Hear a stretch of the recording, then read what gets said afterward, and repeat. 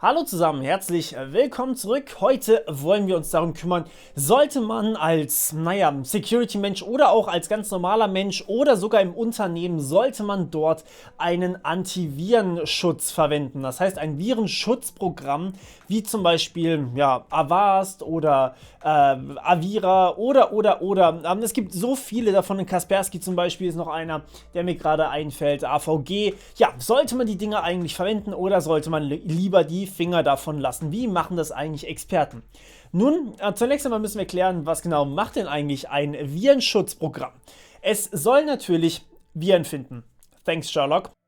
Ja, aber wo soll es denn diese Viren finden? Nun ja, in Downloads, in Dateien, die zum Beispiel über USBs oder sowas kommen, aber auch auf Webseiten, zum Beispiel sowas wie JavaScript-Miner oder Tracker oder tatsächlich Drive-by-Downloads oder sowas, soll man alles finden. Aber natürlich auch Netzwerkanalysen sind damit gemeint, Codefragmente, die wir vielleicht irgendwo anders her haben, Würmer, die über das Netzwerk kommen, solche krassen Sachen soll ein Virenschutzprogramm für mich analysieren. Und ja, da denkt man sich doch erstmal, Mensch, das ist doch geil, das kann ich als Mensch ja gar nicht alles machen. Das Problem hierbei sind zwei verschiedene Dinge, aber wir werden uns natürlich noch nachher angucken, wo auch wirklich Security Professionals Antivirenschutzprogramme nutzen sollten und nutzen einfach, weil sie es müssen sozusagen. Denn die Dinger gibt es ja nicht grundlos. Ja? Was ist eigentlich das erste Problem? Ja, das erste große Problem ist der User selbst mal wieder, und zwar er verlässt sich auf Antivirenschutzprogramme beziehungsweise Virenschutzprogramme. Das bedeutet, er schaltet leider das da aus und verlässt sich nur noch auf das da, und das da heißt PC. Ja, das heißt, er vertraut diesem Virenschutzprogramm absolut bedingungslos. Und das ist ein riesiges Problem, denn ja, das führt im Endeffekt dazu, dass viel mehr Viren im Endeffekt noch reinkommen, als eigentlich ohne Virenschutzprogramm reingekommen wären. Denn wir wollen mal ganz kurz aufzählen, was so alles passiert ist, was Virenschutzprogramme schon alles verbockt haben. Wir fangen an mit Kaspersky. Kaspersky hat einen sagen wir mal, Skandal hinter sich, ja, wo quasi Kaspersky angeschuldigt wurde, dass sie auf Servern, die sie getestet haben sozusagen, dass sie dort nach NSA-Dateien gesucht haben, die die NSA dort hinterlegt hat, quasi als Malware, damit sie ausspioniert werden. War auch, soweit ich weiß, irgendwie relativ legitim. Das Problem war, dass Kaspersky dann von anderen Hackern, russischen Staatshackern gehackt wurde. Und die ganzen Dateien sind dann irgendwie zum russischen Staat gekommen. Das war ein riesiges Hin und Her und ja, war nicht so einfach.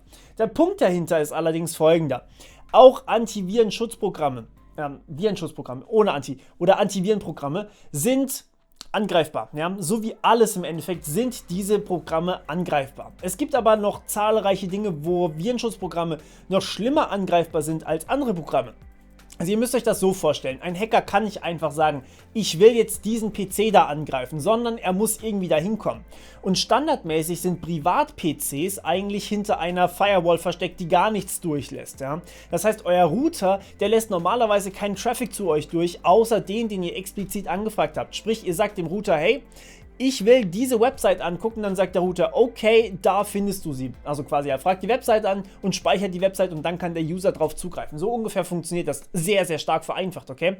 Wenn ihr mehr dazu wissen wollt, guckt euch meine Playlist dazu an. Es gibt einen Haufen. Einfach auf meinen Kanal klicken und dort mal nachgucken. So, der Punkt dahinter ist allerdings, dass wenn jetzt ein Virenschutzprogramm da hinten dran steckt, dass da noch sehr viel mehr Türen plötzlich auf sind. Denn diese Virenschutzprogramme müssen sich von Natur aus überall einklinken. Das heißt zum Beispiel Kaspersky, ja, das war quasi auf dem Server drauf und hat alles analysiert. Das ist aber nur ein Beispiel. Es gibt zum Beispiel auch noch das Problem mit Avast, das in Firefox ein Plugin installiert hat. Und dann natürlich den Traffic zu analysieren. Und natürlich kann dieses Plugin angegriffen werden. Aber diese Plugins sind teilweise auch wirklich nicht gut, weil sie Sicherheitseinstellungen von Firefox ausschalten. Also das war ein relativ prominentes Beispiel. Ich verlinke es euch in der Beschreibung. Dort hat jemand behauptet, dass Avast ASLR, also Address Space Layout Randomization, also quasi was ein gutes Security-Feature ist. Wir gucken da noch im Detail mal drauf in der zukünftigen Playlist, die schon für die Supporter auf Patreon freigegeben ist übrigens. Das wurde einfach im Browser deaktiviert und das ist ein wichtiges Sicherheitsfeature. Diese Antivirenprogramme, die injecten eben DLLs, also die injecten quasi Code in andere Anwendungen. Genau das, was eigentlich ein Virus macht, um zu prüfen, ob dort ein Virus drin ist, ob dort jetzt irgendwas dran ist. Das heißt, die haben überall ihre Finger im Spiel. Das heißt, man ist auch überall angreifbar. Also natürlich, der Browser ist immer angreifbar, aber der Browser versucht sich natürlich abzusichern, während ein Virenschutzprogramm ist halt nochmal mehr angreifbar, weil eben nicht nur der Browser angreifbar ist, sondern auch dieses Plugin da.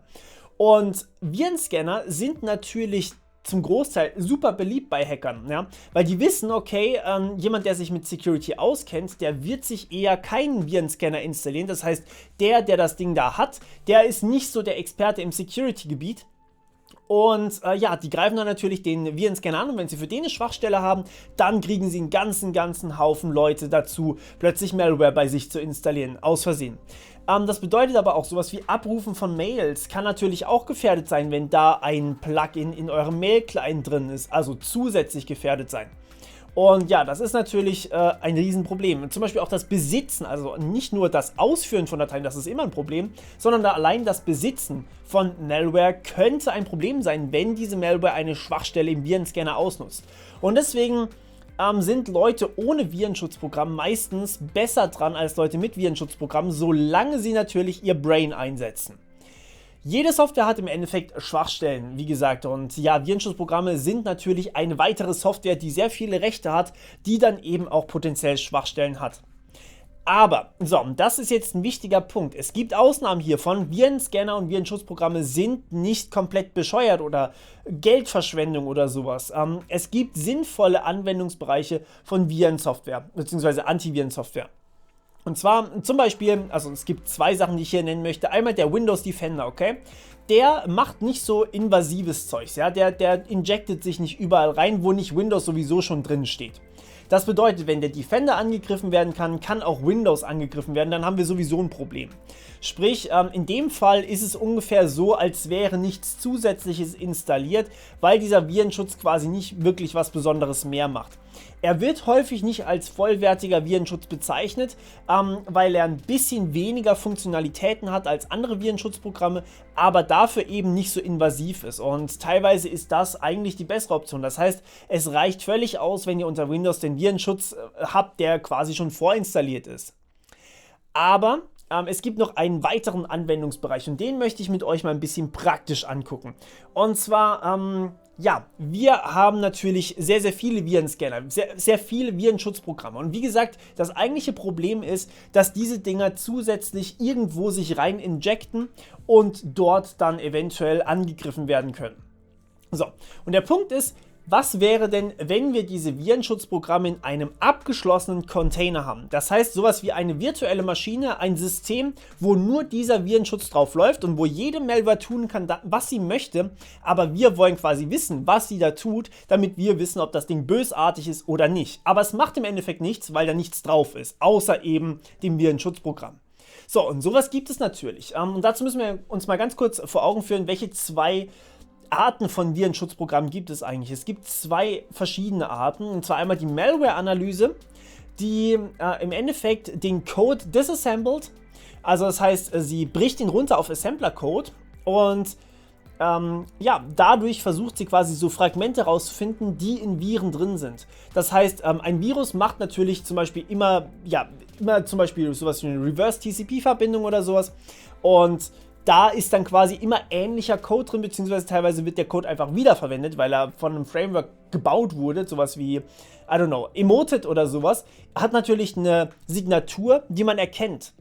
Und das bedeutet, man findet diese Codefragmente in einem Virus drin relativ schnell, weil ja, sie halt einfach schon häufig gefunden wurden. Problem ist natürlich, sowas kann man verschleiern ohne Probleme. Das heißt, wenn man jetzt sich wirklich Mühe gibt, kann man hier den Code einfach aufbrechen in mehrere Teile, kann sehr viele Sprünge einbauen, die eigentlich gar nicht nötig wären, kann hier verschiedene Encryptions durchführen und ja, dann ist es halt immer noch sehr, sehr angreifbar. Sprich, dann findet auch ein Virenscanner nichts. Die heuristische Analyse hingegen macht ein bisschen was anderes. Die guckt nicht, was für Code steckt eigentlich hinten dran, sondern die guckt, was tut das Ding eigentlich. Das heißt, sie führt den Virus wirklich aus und überprüft dann, yo, was genau machst du da? Und wenn sie sieht, okay, da werden Dateien verschlüsselt, dann weiß sie natürlich sofort, das ist eine Ransomware. Das heißt, so wird natürlich auch relativ schnell irgendwas gefunden, was irgendwie böse Dinge tut, aber davor noch nicht bekannt war. Und das ist natürlich auch sehr, sehr wertvoll. Problem auch hier wieder natürlich, man kann das Ding umgehen, ja. Hacker sind nicht doof, die wissen, wie solche Virenschutzprogramme funktionieren und wir werden dazu auch noch hier ein bisschen mehr auf dem Kanal machen. Das heißt, ihr werdet da auch noch ein bisschen mehr Input-Wissen bekommen, ja. Aber der Punkt ist, es gibt sinnvolle Analysen. Das heißt, man kann zum Beispiel alte Viren, alte Malware, die schon mal gefunden wurde, kann man recht schnell wieder finden. Das heißt, man kann recht schnell sagen, das ist infiziert, das ist eine bösartige E-Mail oder sowas. Aber wenn sich jemand Mühe gibt und was Neues schreibt, dann halt eher nicht. Das heißt, ihr dürft euch auf gar keinen Fall darauf verlassen, auf so ein Antivirenprogramm, selbst wenn es in der Cloud ist und abgesichert ist. Aber wenn das Ding was findet, dann ist es auf jeden Fall was Böses. Und das heißt, es ist quasi ein, wenn es was findet, dann auf gar keinen Fall anfassen. Wenn es nichts findet, könnte es immer noch böse sein. Ist nicht geil, aber es ist zumindest mal ein Anfang und kann zum Beispiel eingesetzt werden, wenn man zum Beispiel Spam rausfiltern möchte. Also wenn jemand automatisch irgendwie billig Spam verschickt an alle möglichen Unternehmen, dann reicht es eigentlich aus, wenn man diese Spam-E-Mails automatisch eben verifiziert, ob das jetzt Malware ist oder nicht. Aber wie gesagt, das Ganze ist nur ergänzend und sollte auch nur getrennt gemacht werden. Das heißt, der Virenschutz sollte nicht auf dem System installiert sein. So, und wir wollen uns jetzt noch ganz kurz angucken, wie man eigentlich sowas machen kann, und zwar in Python-Code.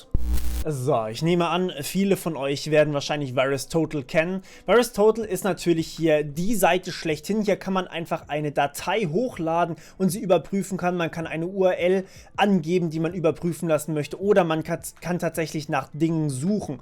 Und ja, wir wollen zunächst einmal uns angucken, was genau hier passiert. Das heißt, ich lade hier mal eine Datei hoch, maximal 550 Megabyte. Und ich wähle jetzt einfach mal mein Skript aus, das ich passenderweise New1 genannt habe. Wow. Ja, Dateinamen kann ich definitiv. Ja, wir sehen hier, das dauert ein bisschen. Das heißt, erstmal wird hier ein Hash berechnet und dann wird hier tatsächlich einiges durchlaufen lassen. Also wirklich jeder Virenschutz, den man sich so vorstellen kann, der wird hier durchgelaufen.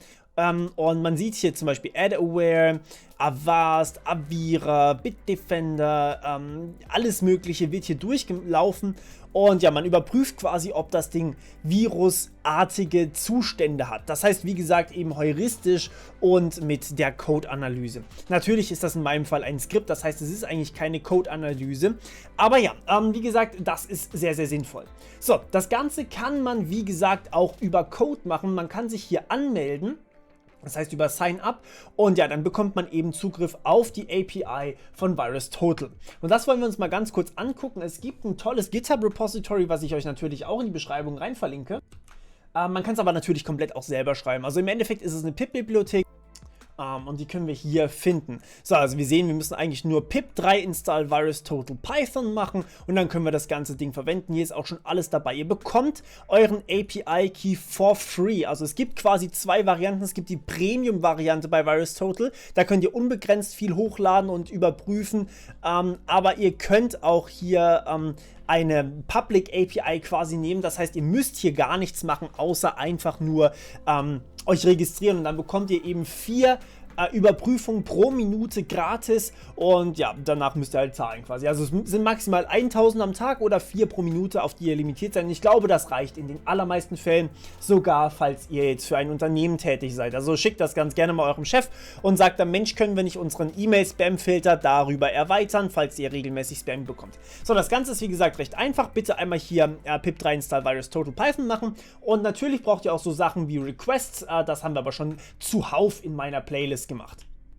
So, und im Endeffekt ist der Ansatz eigentlich super einfach. From VirusTotal Python import VirusTotal, und ja, dann importieren wir noch PrettyPrint. pprint und damit wir es quasi schön ausgeben können. So, und jetzt machen wir hier eine Totalvariable, die nichts mit der Tankstelle zu tun hat, sondern mehr mit VirusTotal. Und hier kommt jetzt euer API-Key rein, den ihr wie gesagt bekommt, wenn ihr euch registriert. Ich mache das jetzt, schneide es aber natürlich raus und ihr werdet danach hier unten quasi weiter Code sehen, damit ich hier euch das nicht aus Versehen expose.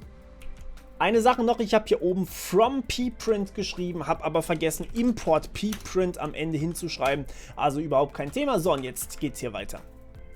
So, wenn ihr jetzt eine Datei hier übergeben wollt, dann könnt ihr das folgendermaßen machen. Ihr gebt hier einfach also ihr stellt quasi eine Anfrage über diese API und zwar sagt ihr hier einfach total.filescan, falls ihr eine Datei scannen wollt. Das ist wirklich eine neue Datei, die gescannt wird. Gebt hier euren Pfad ein, in meinem Fall g://tuts //archive, das ist, warum auch immer ich das da drin habe, Python und //. Ich habe hier natürlich schon eine Datei rausgesucht, das ist die logme.txt.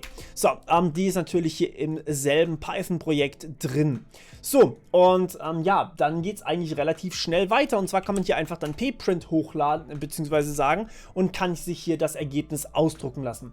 So, das Ganze macht jetzt an sich noch nicht wirklich viel, wie wir hier sehen.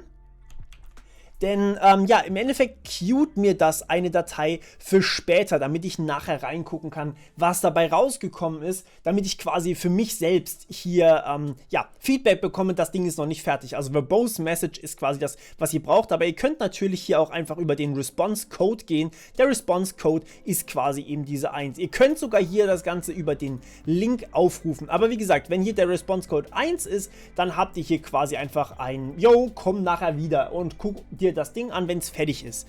So, was wir jetzt hier machen ist, wir hoffen natürlich, dass das Ding jetzt demnächst mal fertig ist und sagen hier total.file report. Ja, das heißt, wir wollen quasi einen Report haben. Und hier in diesem Report kommt jetzt euer Hashwert rein. Das heißt, das, was hier drin steht, dieses C bis da hinten hin. So, nee, das ist die Scan-ID. Das hier brauche ich. Denn dieser Hashwert SHA-256 hier vorne, wie gesagt, wenn ihr den quasi programmatisch generieren wollt, ihr findet bei mir in der Python-Playliste alles, was ihr dazu braucht, da könnt ihr mal nachgucken. Aber ja, im Endeffekt ist das alles, was wir hier drin brauchen. Denn damit können wir quasi die Datei eindeutig referenzieren. Wir müssen die Datei nicht neu hochladen und sagen, hey, scan mir die nochmal bitte, sondern wir können das hier komplett ausklammern. Das muss nicht neu hochgeladen werden, falls es eben Traffic kostet oder sowas, weil eben ein SHA-256 Hash ist eindeutig für eine Datei. Das bedeutet, wir können hier einfach diesen Hashwert hochladen und dann weiß VirusTotal direkt, Mensch, das Ding, das habe ich mal bekommen, das ist die identische Datei und muss es gar nicht neu scannen. Wenn es schon mal von irgendwem hochgeladen wurde, bekommt ihr instant die Ergebnisse, weil natürlich VirusTotal auch ein bisschen Last sparen möchte. Und da werden natürlich nur Dateien hochgeladen, beziehungsweise nur die Dateien dann zur Verfügung gestellt, beziehungsweise die Ergebnisse von dieser Datei. So, aber natürlich, ihr ladet die auf den Server hoch, also wenn es vertrauliche Informationen sind, bitte nicht. So, genau. Und dann sehen wir hier Scan Finished Information Embedded. So, Total 55, hier ist der Hashwert nochmal und hier sehen wir jetzt, was das ganze Ding, was mir das alles ausgibt. Also Sonar hat False detected, Zonalarm hat False detected, Cilia False, Yandex False, VRobot False, False, False, False, False, False, False, False und so weiter und so fort. Das heißt, was wir jetzt im Endeffekt haben wollen, ist, wir wollen das natürlich überprüfen, ob das jetzt vielleicht, nun ja, sagen wir mal, böse war, okay? Das heißt, was wir hier drin machen würden, ist im Normalfall for i in. So, jetzt müssen wir ein bisschen nachgucken, wie sieht denn eigentlich meine Response aus. Ja, jetzt gehen wir hier mal ganz nach oben und sagen hier for i in resp. So, was bekommen wir, wenn wir in resp sind, nicht reso, falsch geschrieben, aber trotzdem. Ja, wir wollen hier natürlich dann die JSON resp. So, damit gehen wir quasi hier rein und bekommen dieses Objekt. So, dann wollen wir hier aber nicht MD5, nicht Permalink, nicht, doch, wir wollen Positives hier quasi. Also, wer oder wie viele sagen uns quasi, ob das Ding, ja, ob das Ding böse ist. Das heißt, wir müssen hier gar nicht durchloopen, sondern sagen einfach nur if resp von JSON response von Positives ist gleich 0. Wenn das der Fall ist, dann geben wir hier aus print clean file und dann könnt ihr quasi das Ganze weiterleiten, wenn ihr das so wollt. Also quasi, wenn ihr das in euren E-Mail-Scanner einbaut, dann einfach quasi sagen, hey, ja, das Ding ist clean und damit kann man es weiterbauen. Also es ist wirklich kein großer Aufwand. Ich lasse das jetzt hier nochmal ganz kurz laufen und wir sehen hier, ich habe natürlich alles nochmal mit ausgegeben, weil ich schlau bin. Wir sehen hier clean file und ja, dann können wir das Ganze weiterleiten. Und zum Beispiel für eine Bank, für die ist es super, super wichtig, weil wenn eine Datei nicht 100% clean ist, wird die natürlich sofort rausgeschmissen. Also ich meine, Banken verbieten ja generell eigentlich Anhänge, aber das ist was, das sollte man eigentlich in den meisten Fällen tun. Und ja, wenn es euch zu umständlich ist, das jedes Mal im Browser hochzuladen und ihr wollt es vielleicht automatisieren, ist Python hier definitiv eine Option. In den meisten Fällen wird euch auch dieses 4 pro Minute definitiv ausreichen. Gut, ihr könnt natürlich noch weiter hergehen und könnt ihr hergehen und nicht nur einen File-Report machen, sondern ihr könnt selbstverständlich auch noch einen resp ist gleich total.url-Scan machen. Ja? Ihr könnt hier auch URLs scannen und davon natürlich gleich mehrere. Das heißt, ihr könnt hier zum Beispiel eine Liste an URLs angeben, also -morpheus.de und dann vielleicht noch github.com und so weiter und so fort. Ja? Und dann kriegen wir hier natürlich in unserem RESP auch irgendwann ein Ergebnis, nämlich einen total.url-Report von eben zum Beispiel the-morpheus.de und ja, das andere lassen wir weg. So, und ja, dann können wir uns natürlich auch das angeben hier. Also wenn ich das jetzt mal ausführe hier, dann sehen wir, dass wir hier auch einen Scan bekommen. Wir sehen hier Clean File, in dem Fall ist es keine Datei, sondern eine cleane Webseite. Das heißt, meine Webseite hier ist clean. Und ja, wir sehen auch, die Webseite wurde von allen möglichen Virenschutzprogrammen gescannt und auch als gut empfunden. Ihr könnt das Ganze auch mit einer IP-Adresse machen, falls ihr das wollt. Könnt ihr hier das Ganze über total.ip-Address-Report machen, beziehungsweise ja, eben auch natürlich über eine Domain an sich, also Domain Report. Und ja, ich glaube, so hat man ein wirklich mächtiges Tool zur Verfügung, wo man auch direkt alles so benutzen kann und wo man auch direkt sagen kann, jo, meine Mitarbeiter dürfen da drauf gehen. Also das könnt ihr zum Beispiel auch wunderbar in eure Firewall einbauen, wunderbar in euren E-Mail-Filter, alles mögliche könnt ihr damit einbauen. Und ja, dann kommen von mir aus halt die E-Mails oder die Links per E-Mail, kommen halt von mir aus ein paar Minuten später an, aber ich glaube, das ist es definitiv wert. Das heißt, gerne alles einbauen. Für euch privat reicht wahrscheinlich die Webseite. Und ja, ich hoffe, es hat euch gefallen. Wir hören uns wieder beim nächsten Mal. Bis dann. Ciao.